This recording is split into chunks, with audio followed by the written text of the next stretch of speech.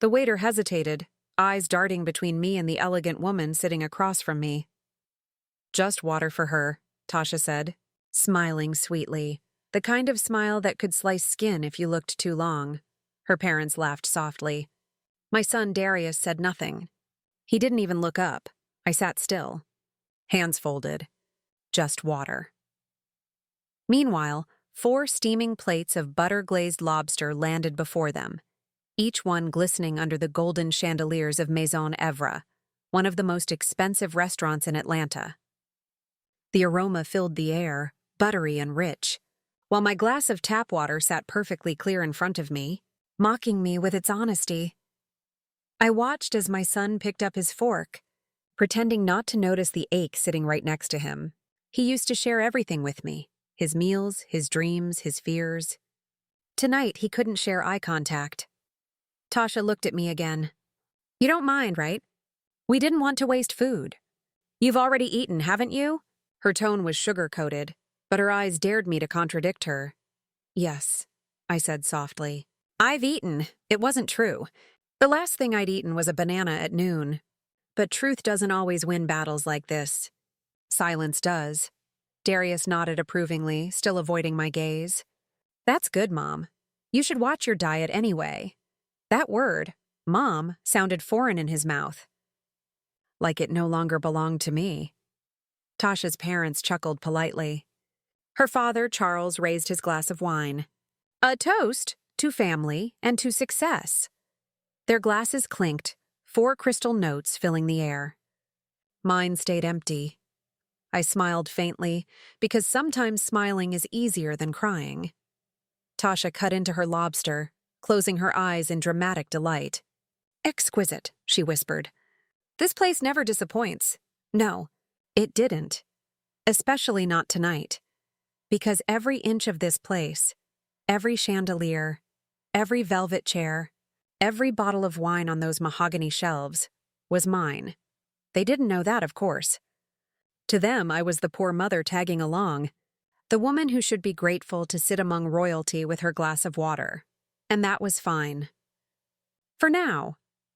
I watched my son eat, and somewhere between his laughter and Tasha's smug grin, something inside me shifted. For years, I'd believed dignity was about keeping peace, about swallowing pride to keep family together. But sitting there with my empty plate, I realized something else. Sometimes peace isn't quiet. Sometimes peace begins with a storm. They thought they were feeding on power, but soon, they'd learn whose table they were really sitting at. People like Tasha think power is loud. The designer dresses, the gold watches, the names on the reservation list. But real power? It's quiet, it waits, just like I did. For years.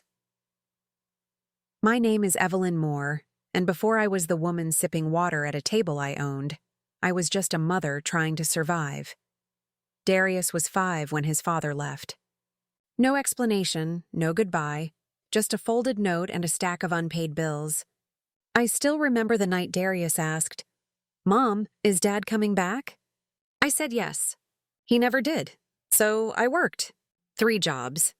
Day shift at a diner, night cleaning office buildings, weekends cooking at events for people who didn't even look at me while I served them. Every dollar went to my boy. His school uniforms, his lunches, his books, and when he wanted to play the saxophone, I skipped meals to buy it. Because I believed if I just gave him enough love and opportunity, life would be kind to him. I raised him to have manners, to treat people right, to never forget where he came from. But somewhere between college parties and corporate suits, he did forget. When he met Tasha, I tried to be happy for him. She was polished and smooth as marble and twice as cold. She shook my hand like I was a business associate, not the woman who'd raised her future husband. But love makes you blind, and mothers, well, we stay blind longer than most. At first, the distance was subtle. Missed calls, short texts, holidays too busy to visit. Then came the excuses. "We live different lives now, Mom. You wouldn't understand our circle." And finally, the one that broke me. "Please don't come to Naomi's preschool event. Tasha's parents will be there, and it might make things Awkward, awkward. That's what my love had become, an inconvenience. But I stayed quiet. Because I told myself maybe it was temporary, maybe he was just adjusting, until that phone call last week. His voice was unusually warm. Mom, we should reconnect. Have dinner. Just us and Tasha's family? It's time we start over. Start over. 2 words that felt like healing. I pressed my favorite gray dress, put on a touch of lipstick, and told myself, maybe this time he'll see me again. He did see me that night. Just not as his mother. He saw me as the woman with the glass of water. But what Darius didn't know was that I'd spent years preparing for nights like this, and one quiet storm was about to break. It was a Thursday evening when my phone rang, a sound that had become rare lately. For months, Darius only sent short texts.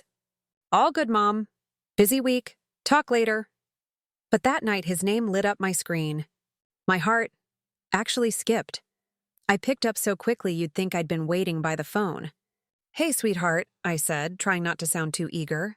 He sounded soft, warm, like the little boy I used to tuck in after long shifts. Hey, Mom. Tasha and I were talking. We've been distant. We want to fix that. Maybe have dinner next week? Reconnect?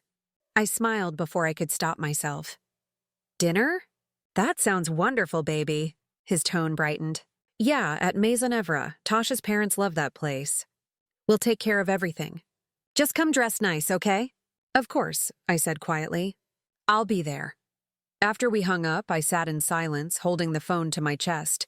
It had been so long since my son invited me anywhere that my hands actually trembled. Maybe things were finally turning around. Maybe he missed me after all. I spent the rest of the evening cleaning my apartment like it mattered, polishing old picture frames, washing curtains that didn't need washing. When you've been unwanted for so long, even a small invitation feels like forgiveness. All week, I prepared. I went to the salon for the first time in months. Bought new shoes, sensible but nice. I even made Naomi a little gift, a small silver bracelet with her initials. She always loved tiny, sparkly things. When I looked in the mirror before leaving that evening, I almost didn't recognize myself. My hair was soft and silver. My pearl gray dress fit just right, and my heart. It felt light for once, but the moment I stepped into the restaurant, something felt off. Darius was already seated, with Tasha, her parents, and the kind of air kisses that never touch your skin. No one hugged me. No one stood to greet me. Evelyn, Tasha said, glancing at her watch. You're late. She never called me Mom, not once. The traffic was bad, I said gently, taking the corner seat, the one slightly out of view. Darius smiled briefly, then turned to the waiter. We're ready to order. They didn't even open the menus. They knew what they wanted, and what they didn't. When Tasha's manicured finger snapped, the order rolled out. 4 lobster thermidors and your best white wine. Oh, and just water for her. The waiter froze. So did I. That moment, quiet, sharp, was when the truth finally sank in. This wasn't a dinner for reconnection. It was a performance, and I was the prop. But what they didn't know was that I'd written this script long before they arrived. And tonight, I was about to change the ending. When Darius said Maison Evra, I should have known. That name alone was a red flag waving in gold trim. It wasn't a restaurant. It was a performance space for people who wanted to be seen. But a mother's hope can turn warnings into whispers. So I smiled and told him I'd be there. The night of the dinner, the city lights seemed to shimmer just for me. Atlanta at dusk always carries that honey-colored glow where everything looks possible. I clutched the little velvet box in my purse, Naomi's bracelet, my small peace offering for a family that had slowly pushed me out. The valet opened my door, calling me ma'am. I stepped out, smoothing my pearl gray dress, the same one I'd worn to Naomi's birthday. It wasn't new, but it was honest, like me. Inside, Maison Evra glowed like another world. Crystal chandeliers spilled light like rain. The air smelled of lemon butter and ambition. A jazz trio played softly in the corner, elegant, effortless. I spotted them at a round table near the window. Darius looked handsome, that careful kind of handsome you have to keep polishing. Tasha looked like money dressed itself. Her parents sat upright, the kind of posture that says, "We belong everywhere." "Evelyn," Tasha said with that smile, "we were beginning to think you wouldn't make it." She didn't stand. None of them did. I took the only empty chair, off to the side, slightly angled. I realized then, this table wasn't set for 5. It was set for 4, and I was the afterthought. The waiter brought menus wrapped in black leather, no prices listed. That's how luxury hides its cruelty. In silence, Tasha didn't even open hers. She just snapped her fingers. 4 lobster thermidors, please. The large ones. And a bottle of Chateau Renard? 4? The waiter repeated softly, glancing toward me. Darius's voice cut through. Mom already ate before she came. It wasn't a question. It was a command. Tasha tilted her head, pretending to remember something. Oh, right. Just water for her, then. The waiter hesitated, but my son didn't. He looked away as if my hunger embarrassed him. I smiled faintly. Water's fine. Because sometimes saying less tells them more than shouting ever could. They returned to their laughter, their plans, their sparkling wine. I sat quietly, hands in my lap, watching every gesture, every glance. And in the hush of that golden light, one thought crystallized in my mind. If this was their show, then I was done playing the extra. What they didn't realize was that every dish, every chandelier, every brick in this place carried my name. They just hadn't read the fine print yet. The waiter's eyes flickered with quiet discomfort as he placed the glass before me. Crystal clear. No ice, no lemon. Just water. Meanwhile, 4 steaming lobsters arrived, shells glowing red under the light, butter dripping like gold down their sides. The smell filled the air, rich and deliberate. Tasha smiled as the waiter served her plate first, the corners of her lips curving like she was performing for an audience. Oh, this is perfect, she said. Only the best for family. Her mother laughed, her pearls catching the light. Her father raised his glass. To the Brooks and the Moores, a perfect blend of class and progress. Their laughter rippled through the table. Mine didn't join in. I just sat there, my hands resting on the linen napkin I hadn't unfolded. My stomach grumbled once, quietly, as if ashamed to be heard. Darius was cutting into his lobster, eyes on his plate, avoiding mine. He used to beg me for food as a little boy, or, "Mama, I'm hungry." Back then, I'd give him the last slice of bread, pretending I wasn't hungry myself. Now, here he was, feasting while I drank tap water.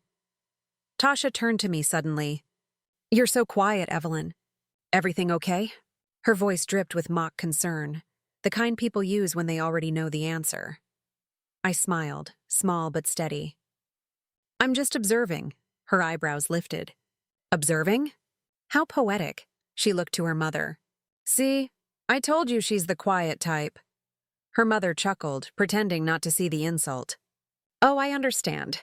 Older generations were raised to be humble." That word, humble, was dipped in poison. "Yes," I said softly. "We were also raised to remember who helped us eat." For a moment, her smile faltered. Just a flicker, but I saw it. She turned away, lifting her wineglass like a shield. As they ate, the sound of cracking shells echoed against the restaurant's polished marble. The rhythm of it almost felt like a heartbeat, slow, cruel, steady. I stared at my glass of water. Condensation slid down its side, pooling into a small circle on the white tablecloth. To them, I was that circle, something temporary. Something they could wipe away once dinner was over. But that was the mistake they were making. I wasn't something to be wiped away. I was the foundation they were sitting on, and they were about to learn what happens when you forget what's holding you up. They thought they'd starved me of dignity, but I'd been feeding on silence, and silence. Was about to speak. As Tasha's laughter filled the restaurant, I drifted into memories, the kind that live deep under your ribs, the ones that ache even when you've learned to smile. There was a time when I couldn't afford to eat at any restaurant. Not even the cheap ones. Back then, my world was the smell of bleach and frying oil. I'd leave one job in a motel laundry room and head straight to another, scrubbing someone else's kitchen until my hands cracked. And in those long, tired nights, I dreamed of owning something that couldn't be taken from me. But dreams cost money. So I started small. The first thing I ever bought wasn't furniture or jewelry or a car. It was a notebook. I wrote down every recipe I learned while working in other people's kitchens. Every secret seasoning, every shortcut the chefs tried to hide from me. When other workers took breaks, I studied invoices. When they laughed in the back alley, I watched how deliveries were handled, how food was priced, how menus were written. I wasn't just cleaning kitchens. I was learning how to run one. For years, I carried that notebook like a Bible. Every dollar I saved went into a hidden envelope behind the old photo of Darius and me. When the envelope grew thick enough, I didn't buy a dress. I bought my first food truck. It was rusty, loud, and smelled like burnt onions. But it was mine. And I cooked from sunrise to midnight, serving the construction workers, the janitors, the night shift nurses, people who reminded me of me. By year 3, I had 2 trucks. By year 5, I had a small diner on the west side. And by year 10, I opened my first restaurant, Maison Evra, named after my grandmother, Evra Daniels, a woman who taught me that quiet power lasts longer than loud pride. People thought the name was French. I let them. It helped the brand. Darius never knew. To him, I was just working at a restaurant. He never asked where. He never cared how, and that was fine. Until tonight. Because while they sat there sipping wine they couldn't even pronounce, they were surrounded by the walls I built, the empire they assumed didn't exist. My son's wife wanted to humiliate me in front of her family. She wanted me to look small. But she had chosen my house to do it in, and when you disrespect someone in their own house, you don't realize you've already lost. They thought they were feeding me humiliation, but all they were doing was seasoning my revenge.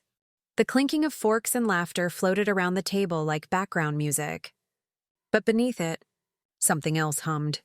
Something calculated. Every time Tasha's mother spoke. Her words came wrapped in compliments, soft on the outside, sharp on the inside. "So, Evelyn," she began, swirling her wine. I imagine retirement must be freeing. "You must have plenty of time now, yes?" Her tone made time sound like a disease. "I stay busy," I said calmly. "Oh, of course," she replied quickly. "Little hobbies keep people your age. Content." Her husband chuckled, that low, smug kind of laugh that comes from people who've never worried about rent. I smiled politely, the same way I used to when customers talked down to me. That skill, quiet endurance, never leaves you. Then Tasha leaned forward. "You know, Mom and Dad were saying how times are tough for retirees. Inflation, low savings. It's hard to keep up. Especially when, well, you didn't plan ahead." She said it lightly, but her eyes watched me like a hawk waiting for blood. Darius shifted uncomfortably. "Tasha, it's okay," I cut in gently. "Some people plan ahead in ways you can't see." For a moment, she blinked, thrown off by the calm in my voice. Then she smirked. "I'm sure that's true," she said, raising her glass. "To making the best of limited resources," they laughed again. Even Darius, like quietly, nervously, and that's when it hit me. This dinner wasn't about reconnecting. It wasn't even about family. This was a test. A cruel little test to see how far they could push me. Because humiliation, for people like them, is sport. They feed on it. And I was their chosen meal. But what they didn't know was that I'd been through worse. I'd been ignored by bosses, cheated by clients, underestimated by bankers, and I'd smiled through all of it. So I did the same now.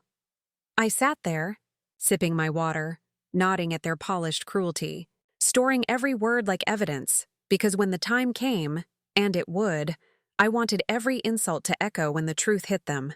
And deep down, I knew what this dinner really was. It was a declaration. They weren't just showing off their wealth.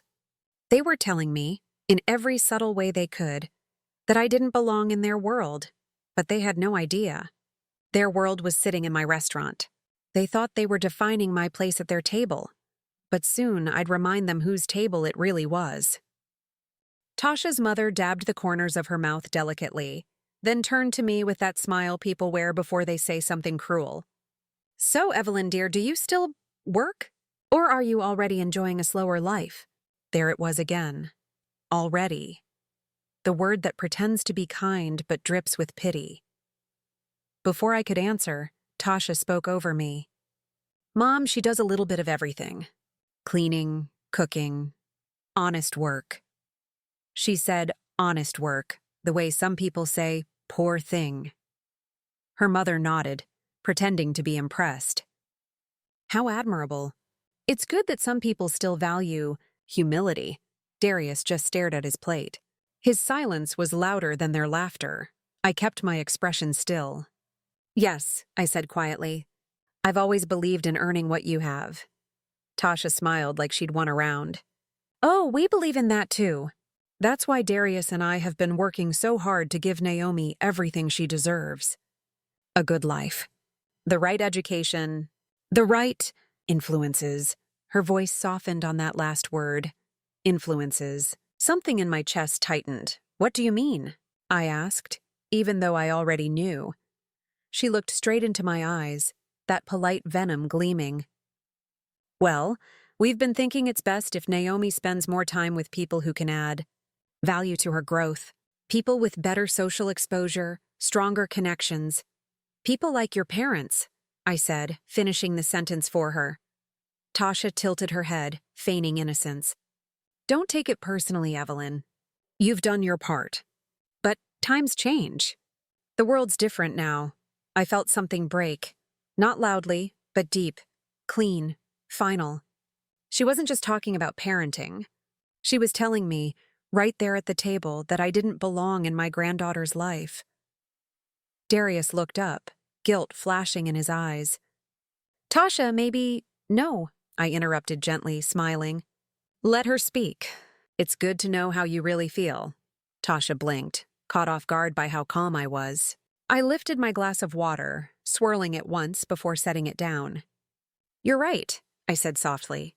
"The world is different now. Some people think value comes from money. Others think it comes from status." She leaned back, crossing her arms. "Exactly," I smiled. "But I was raised to believe value comes from how you treat people when you think they have nothing to give you." Her face tightened, her confidence faltering for just a second. I held her gaze, calm, steady. Then I smiled again, the kind of smile that hides a storm behind it. "Thank you for reminding me what kind of people I'm dealing with." Because after that moment, I wasn't just observing anymore. I was planning. They thought they'd cut me out of Naomi's life, but they'd just written the first line of their own downfall. "Excuse me," I said softly, pushing my chair back. Four heads turned toward me. Tasha rolled her eyes. "The restroom's down the hall, Evelyn." Her voice held that sweet venom again, the kind that burns slow. I nodded politely. "I know." And I picked up my purse. They went back to their chatter before I even took my second step. To them, I was leaving to cry in private, to hide my embarrassment like a secret. But that wasn't where I was going. The hallway stretched long and golden, lined with expensive art and tall mirrors that reflected a woman they didn't recognize anymore. Halfway down, I turned left, not toward the restroom, but toward a stainless steel door with a small glass window. The kitchen. The heat hit me immediately. The sound of sizzling pans, clattering utensils, orders being shouted in rhythm like a song I'd known all my life. And then a voice called out from behind a row of copper pots. "Mrs. Moore?" I smiled. Marcus Jameson, my head chef, my right hand. The man who'd been with me since the day Maison Evra opened its doors. He hurried over, wiping his hands on a towel. "Ma'am, I saw you out there with those people. Everything all right?" Everything inside me wanted to laugh. Not because it was funny, but because the universe had a strange sense of timing. Yes, Marcus, I said calmly. Everything's perfect, he frowned. But you were just sitting with guests? I nodded. Family. Then, with a small smirk, I added, though I'm beginning to think that word needs redefining. Marcus studied me closely. He'd seen me through every storm, the long hours, the business deals, the quiet heartbreaks, and he knew that tone in my voice. It meant something was about to change. What do you need me to do, Mrs. Moore? I looked at the swinging door that led back to the dining room, the room where my son and his in-laws sat, drunk on arrogance. When I walk back out there, I said softly, I want you to come find me. Address me the way you always do. Loud enough for everyone to hear. Marcus's lips curved into a slow grin. Yes, ma'am. It would be my pleasure. I touched his arm gently. Thank you, Marcus, for always treating me with respect, even when others forget who I am. He nodded once, firmly. I never forget who you are. Neither did I. Not anymore. I glanced around my kitchen one last time, my world of gleaming steel and hard-earned success, and as I pushed open the door to return to the dining room, one thought echoed clear as a bell. They wanted to teach me my place. They were about to see where it truly was. In 5 minutes, every laugh, every insult, every cruel word would come back to choke them, right here in my restaurant. When I stepped back into the dining room, everything looked the same. Polished, perfect, pretending. The chandelier still glowed like molten gold. The jazz still hummed softly in the background. And my son still laughed at jokes that weren't funny. But something had changed. Me. I walked back to the table slowly, my heels tapping against marble like a countdown. Tasha looked up first, her eyes flicking over me like she was scanning a waitress. Oh, good, you're back, she said. We were just about to order dessert. I didn't think you'd want any, I smiled faintly. You're right. I've had enough sweetness for one night, she blinked, unsure whether it was sarcasm or surrender. I didn't give her the satisfaction of clarifying. I sat down and folded my hands. Just as before. Calm. Silent. Watching. A few moments later, Marcus emerged from the kitchen wiping his hands, his chef's coat crisp and white. He looked straight at me. Then he spoke. Clear, firm, respectful. Mrs. Moore, he said, the manager needs your signature on tonight's balance sheet. Shall I bring it to your office, or would you prefer to sign it here? The sound of my name, Mrs. Moore, cut through the room like a blade wrapped in velvet. For a moment, no one reacted. Then Tasha's mother's laughter faltered. Her father set his wineglass down a little too quickly. Darius froze, fork midair, eyes flicking between Marcus and me. Marcus continued, completely unfazed. The kitchen wants to thank you personally, ma'am. The new lobster shipment came in perfectly. You'll be pleased. The supplier followed your exact specifications this time. You could have heard a pin drop. Tasha's lips parted, confusion flickering across her face. Wait, she said slowly. What did you just call her? Marcus turned toward her politely. Mrs. Moore, the owner. He said it so casually, like it was common knowledge. Because to everyone who worked here it was. Tasha looked at me then, really looked at me, for the first time that night. Her smile melted. Her posture straightened. Her eyes widened as realization sank in. Owner? She whispered. I leaned back slightly, meeting her gaze. Yes, I said softly. I like to keep a low profile. People tend to behave differently when they know who's paying the bill. Darius's fork clattered against his plate. His face went pale. Tasha's parents exchanged looks of panic, the kind people wear when they realize they've been dining with the person they've just disrespected. The room seemed to hold its breath, and for the first time all evening, the silence belonged to me.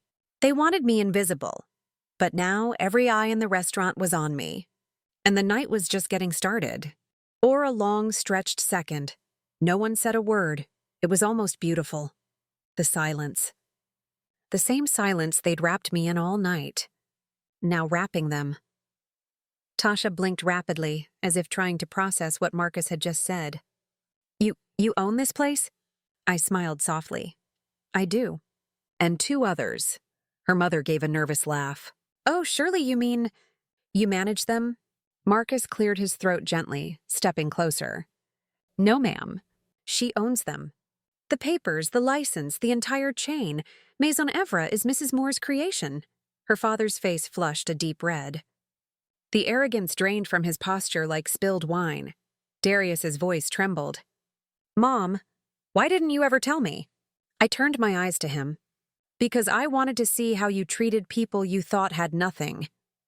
He looked down, shame flickering across his face like a shadow that had nowhere to hide. Tasha forced a smile, brittle and thin. Well, she stammered, that's impressive, really. We had no idea you were worthy? I interrupted softly. Her lips froze mid-sentence.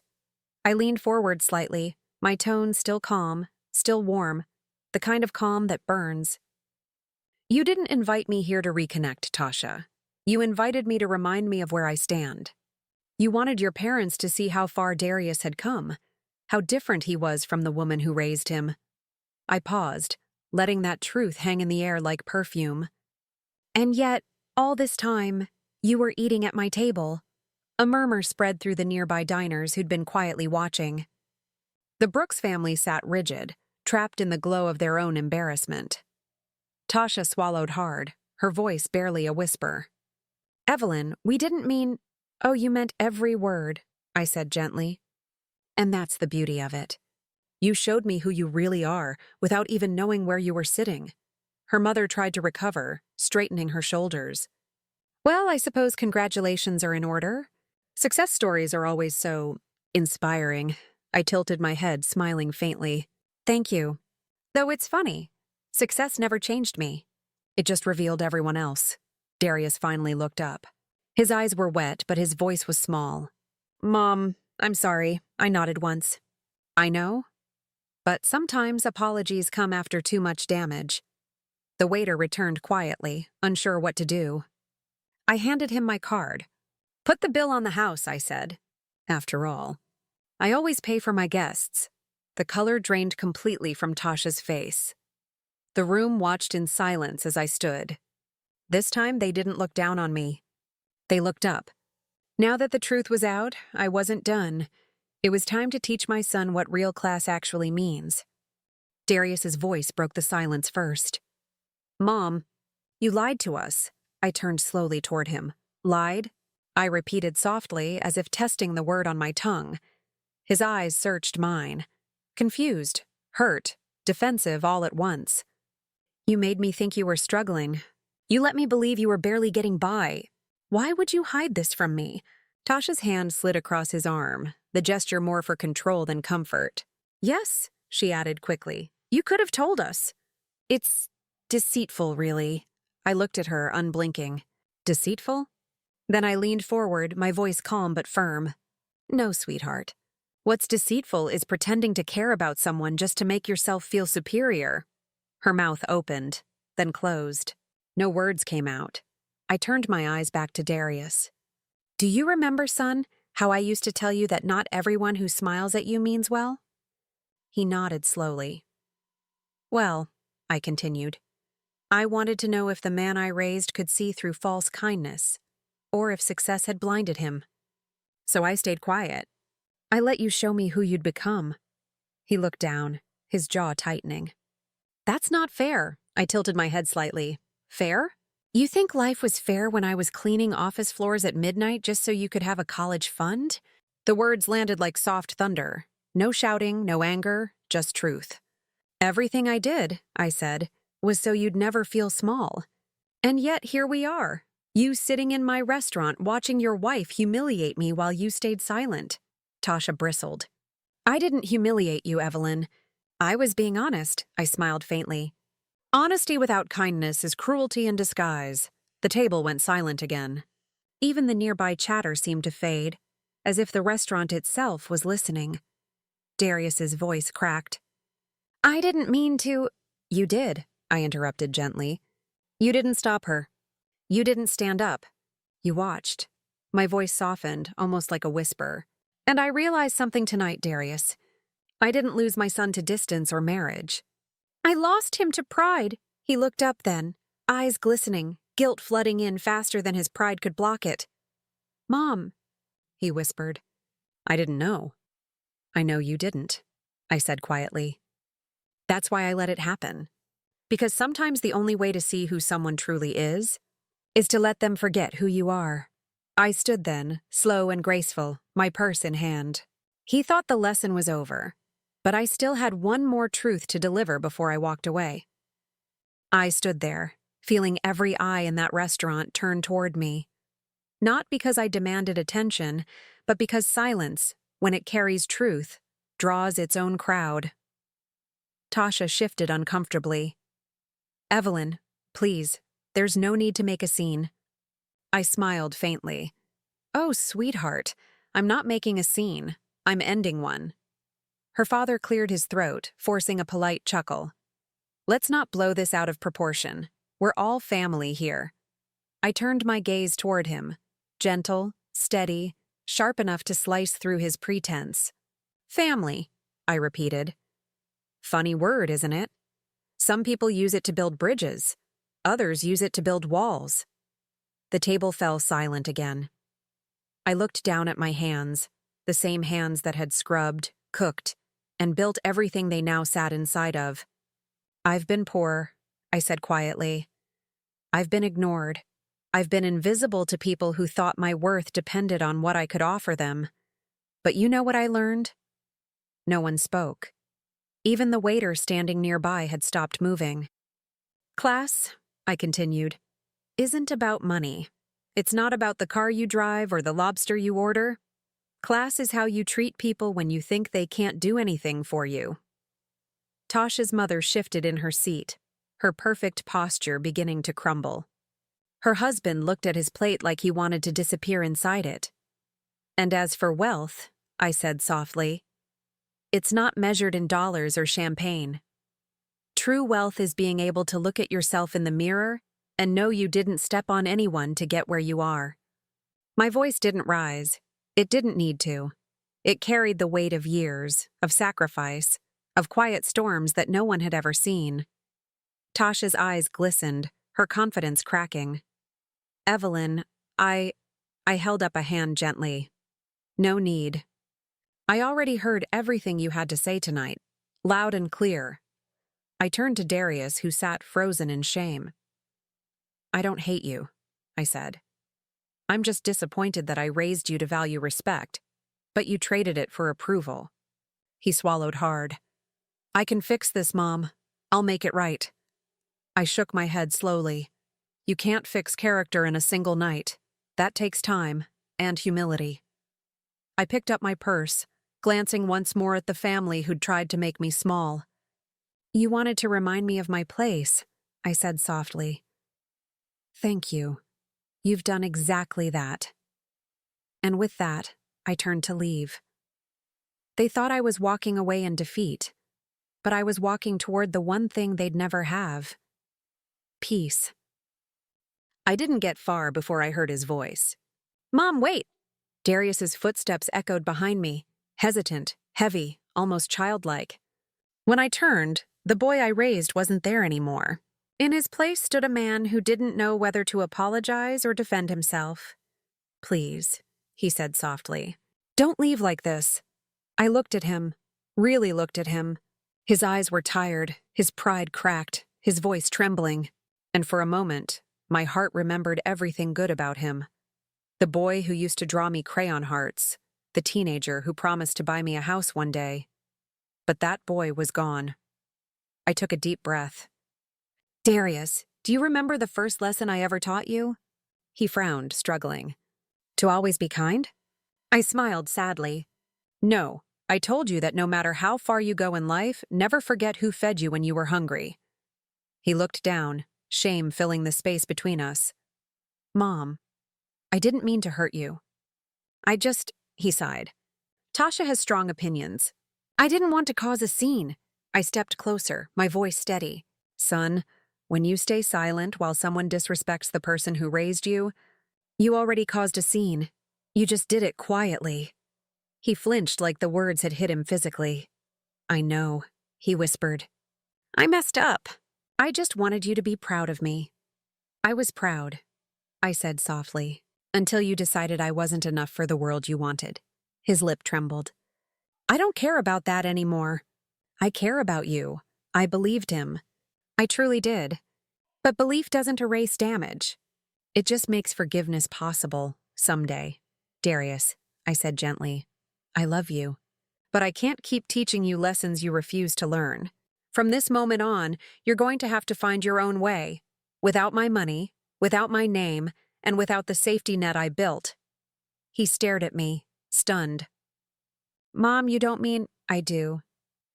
My voice was soft but final. I'm taking you out of my will, not to punish you, but to protect you. Because sometimes losing comfort is the only way to find character. A single tear rolled down his cheek. He didn't argue. He just nodded slowly, like a man finally realizing what true poverty feels like, the kind that has nothing to do with money. I reached up, touched his face once more and whispered, I hope the next time you call me Mom, you'll mean it. Then I turned away. He called it punishment. But one day he'd understand. It was the only gift I had left to give. When I turned to leave, the sound of my heels on marble was the only rhythm left in the room. The same floor I once scrubbed after hours now echoed my steps like applause. No one spoke. Even the waiters froze, heads slightly bowed, as if witnessing something sacred. At the table behind me, I could feel their panic unraveling. Whispers between wine glasses, forks clinking nervously. Tasha's mother was the first to break the silence. Darius, do something, she hissed. You can't just let her walk out like that. But Darius didn't move. He sat there staring at the woman who had given him everything, and whom he'd just lost. Tasha's father cleared his throat, his voice low and trembling. This is all a misunderstanding. Mrs. Moore, surely we can talk this through like adults. I turned slightly, my voice calm and poised. Sir, I've been an adult since the day I learned to survive without anyone's approval. I have nothing left to discuss. Tasha stood up abruptly, her chair scraping against the floor. Evelyn, you can't just walk away and make us look like villains. I turned fully now, meeting her glare with something far steadier. Oh, Tasha, I don't have to make you look like anything. You did that yourself. Her mouth opened, but no sound came. Her confidence, that carefully built tower of elegance and arrogance, was crumbling right there in front of everyone.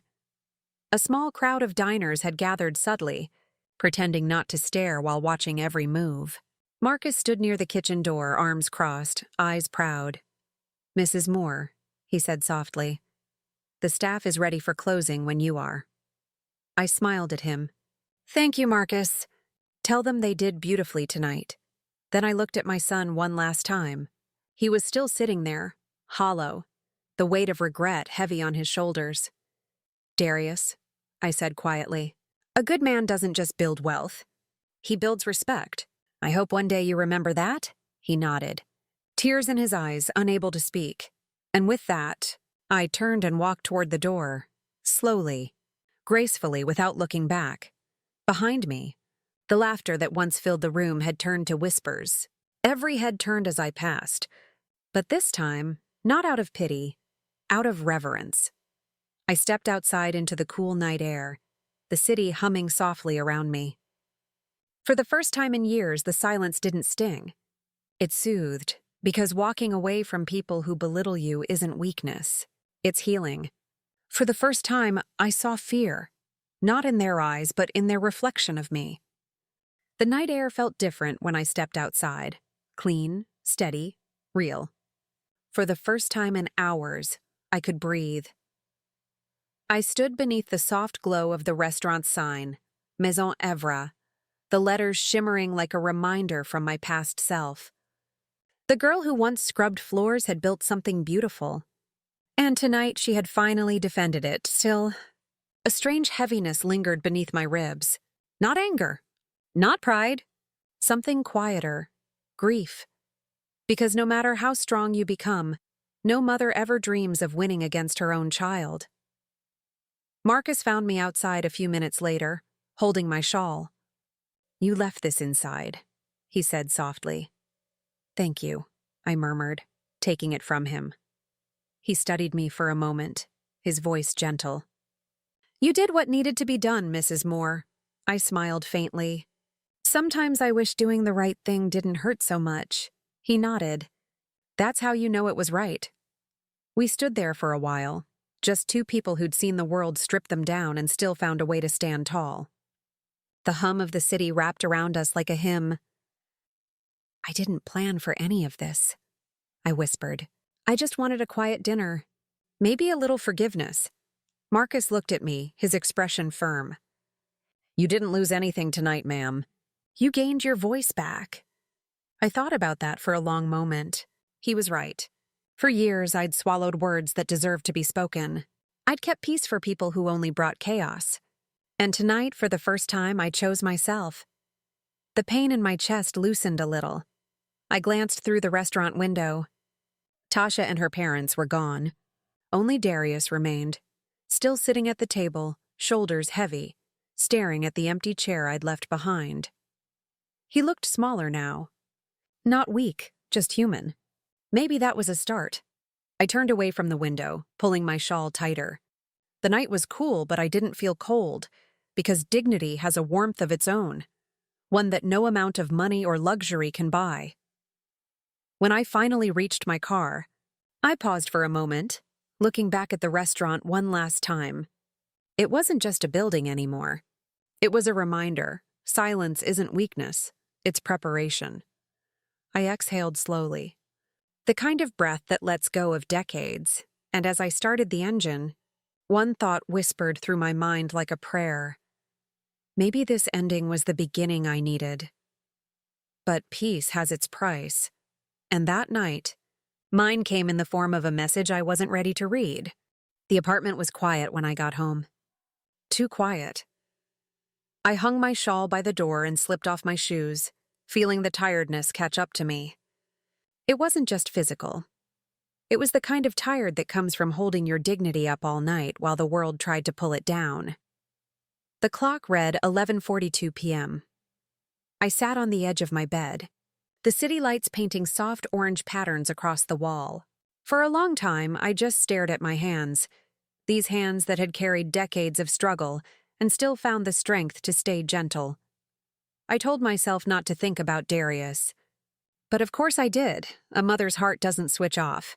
It just learns how to hurt quietly. That's when my phone buzzed.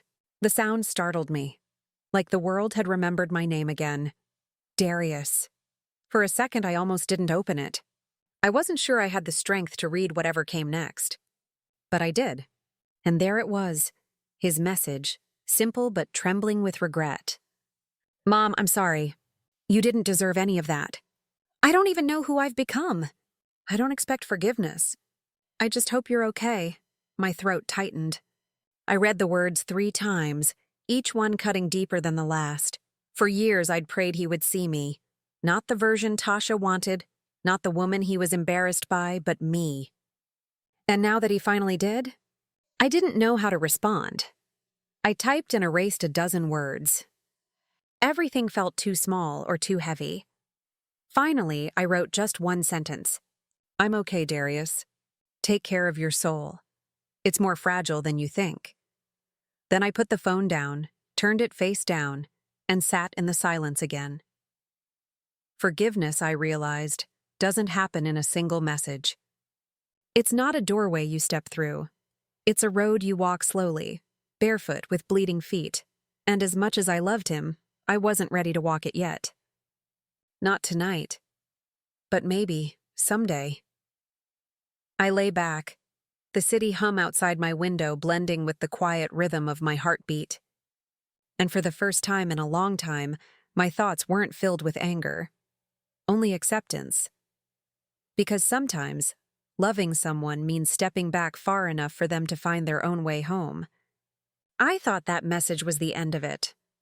But the next morning, something unexpected reminded me that peace doesn't come alone. Morning came quietly. No calls, no noise, no apologies waiting at my door. Just sunlight spilling across the kitchen table, glinting off the same old coffee cup I'd used for years. The world didn't look different, but I did. For the first time in a long while, I didn't wake up wondering who might need me. I just sat there, listening to the hum of the refrigerator and the gentle stir of morning traffic outside. And in that silence, something inside me began to settle. I used to believe peace came from keeping everyone else happy, from holding families together, from saying it's fine when it wasn't, from biting my tongue just to keep love from walking away. But that kind of peace isn't peace. It's exhaustion wearing a smile.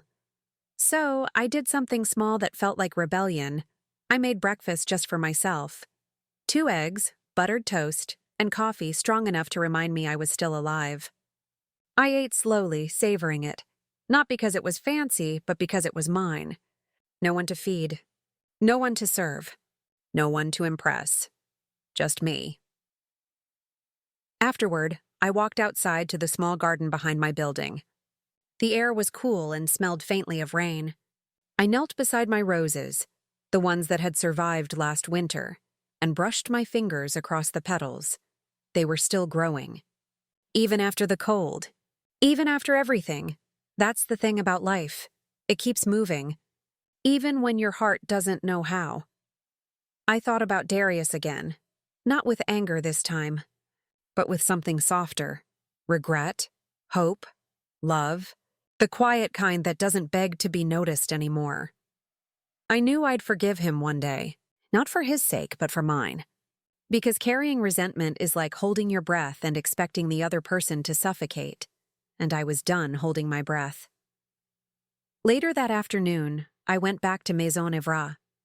Not as an owner. Not as a mother. Just as a woman walking through the space she'd built from the ground up. The staff smiled when they saw me. Genuine, warm, respectful. It wasn't applause I wanted. It was acknowledgement. And I had it now. I stood by the window where I'd sat the night before. Same table, same light. But a completely different woman sitting in that chair. That version of me, the one who stayed silent, was gone. In her place stood someone freer, stronger, quieter still. But finally at peace. I thought peace would be the end of my story. But that afternoon, a message from a stranger reminded me why I'd fought so hard to keep my dignity. It was late afternoon when it arrived. I was in my office at Maison Evra, reviewing invoices, trying to fill the silence with numbers. The world felt still again, calm, steady, until the soft chime of my phone broke the quiet. At first, I thought it was Darius. But it wasn't. It was a number I didn't recognize. The message was simple, no introduction. Just a paragraph that made me stop breathing for a moment. Mrs. Moore, you don't know me, but I was sitting 2 tables away from you last night. I saw what they did to you, and how you handled it. I came home and told my daughter about you. I told her that real power doesn't have to raise its voice. Thank you for reminding me that dignity still exists in this world. I read it twice. Then a third time, the words blurring as tears filled my eyes. All night, I had replayed that dinner, wondering if I'd gone too far, if I'd spoken out of pride instead of pain. But here was a stranger, someone who owed me nothing, telling me that my silence had meant something. I sank back in my chair, the phone resting in my hand, and exhaled slowly. That message didn't erase the hurt, but it did something gentler. It validated it. It told me that even my hardest moment had purpose. Sometimes the universe doesn't clap for you loudly. Sometimes it just whispers, "You were right to stand tall." I replied simply, "Thank you. That means more than you know. I hope your daughter always remembers. Respect isn't taught by words, but by example." Then I set the phone down and looked around my office. The polished wood, the family photos, the framed first dollar from my old food truck. Everything I had built came from the same hands that had once been dismissed at that dinner table. And yet, here they were. Steady, capable, creating something beautiful out of every insult they'd ever received. I smiled, a real one this time. Small, quiet, honest. Because in that moment, I realized something I'd been too wounded to see before. I hadn't lost anything that night. I'd simply shed everything that no longer deserved me. The world hadn't punished me. It had refined me. And if even one person had learned from my pain, then maybe it wasn't pain after all. Maybe it was legacy. That message reminded me who I was, and by nightfall, I knew exactly how my story needed to end. That night, I sat by my window with a cup of tea, watching the city breathe. Atlanta shimmered in the distance, 1,000 lights flickering like old memories. The world was still, and for the first time in years, I was too. My phone lay on the table beside me, silent now. No messages, no noise, no chaos. Just peace. I thought about Darius. I thought about Tasha, about her polished cruelty and hollow pride. And I thought about that moment at the dinner table when she'd smirked and told the waiter, "Just water for her." The words still echoed sometimes, but they didn't sting anymore. They reminded me of how far I'd come, from the woman sitting quietly at someone else's table to the woman who built her own. For most of my life, I believed dignity meant silence. I believed love meant endurance. But now, I understood something deeper. Dignity isn't silence. It's choosing when to speak and knowing that your worth doesn't need validation. I looked around my small living room, the photos, the flowers, the warmth. Everything simple, everything mine. I whispered into the quiet, "I'm proud of you, Evelyn." It felt strange at first, speaking kindness to myself, but it felt right, because no one else had seen the nights I cried in exhaustion. No one else had known the weight of building a life from broken beginnings. And no one else had earned this peace but me. I walked to the mirror near the hallway, the same mirror that had watched me age, worry, and rise again. For a long moment, I just stared at my reflection. The gray in my hair shimmered under the soft light. The lines around my eyes told the truth of every sacrifice, every lesson, every silent victory. I remembered Tasha's mocking voice, "Know your place, Evelyn." And slowly I smiled, because now I did. I touched the mirror gently and whispered, "Yes, I know my place. It's anywhere I choose to stand." Outside, the wind shifted, gentle, forgiving, as if the world itself exhaled with me. That night, I didn't feel angry. I didn't feel broken. I just felt free. Some stories don't end with applause. They end with peace. And peace, I've learned, is the loudest victory of all. Some people learn their place. Others learn to own it.